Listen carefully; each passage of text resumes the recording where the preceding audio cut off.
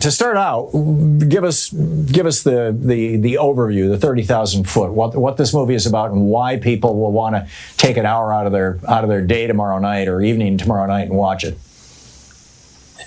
It's about one of the most shameful chapters in the history of our country, as the Republican-appointed judge who stopped former President Trump, now President-elect Trump's family separation policy around the deliberate and systematic separation of thousands of children from their parents for no other reason than to harm them. And this was called torture by Physicians for Human Rights, the Nobel Peace Prize winning organization.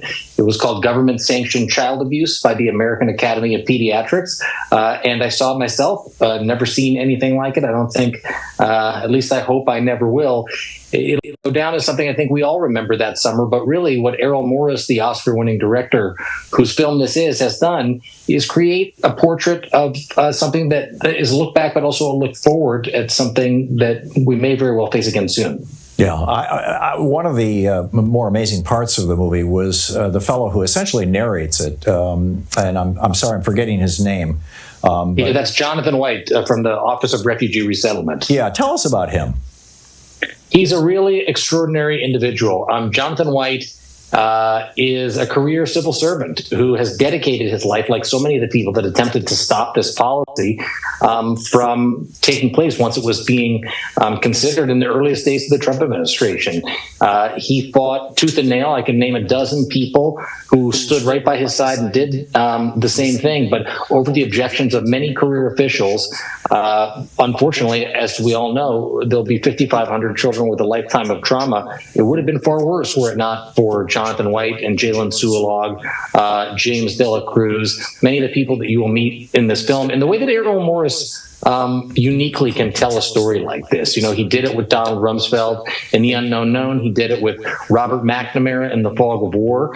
He did it going all the way back to The Thin Blue Line when he exonerated Randall Adams in that Dallas murder case. Errol Morris has stepped up here to do something that I could have never done myself.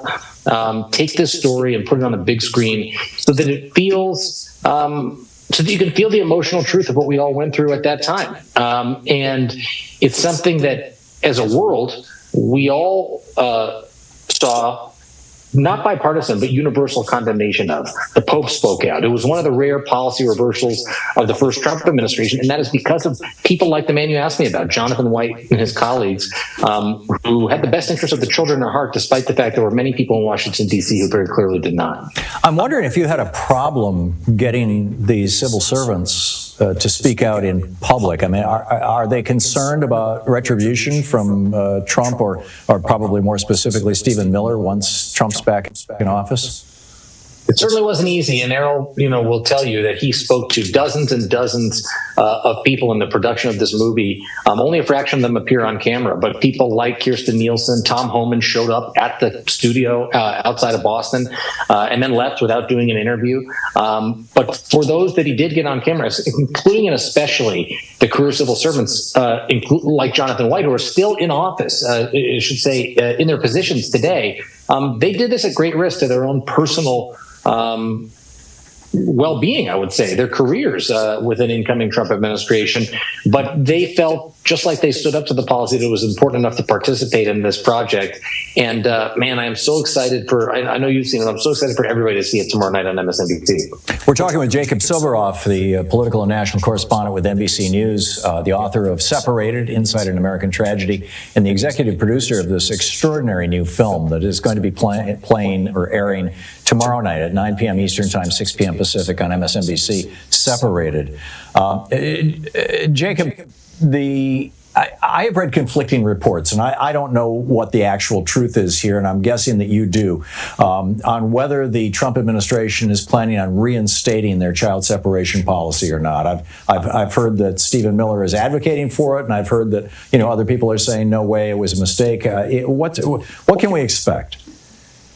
I learned that when they say something, to believe them. And what they have said is they're going to institute the largest mass deportation policy in the history of the country.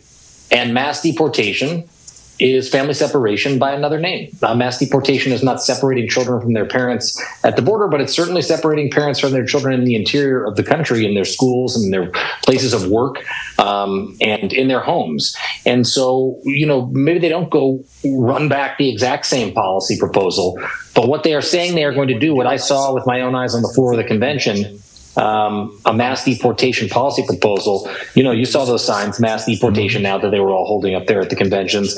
That is family separation. Yeah, that's an excellent point. Tell me about the resistance. Obviously, there was resistance within the Trump administration, and of course outside of it too. But you have Mr. White and others who were resisting this with everything they had inside the Trump administration last time around. What can we expect this time around? There's this Schedule F. There's this wholesale house clearing that Trump and now Musk are talking about. Will there be guardrails? Will there be constraints? How can the average citizen stand up and resist against policies if and when they become brutal like these were? It's a difficult story to watch and to relive, but it's also, in a way, Tom, very inspiring because of the way that people around the world stood up. It wasn't some kind of bipartisan condemnation with this or that leader on Capitol Hill locking arms saying we're Democrats and Republicans.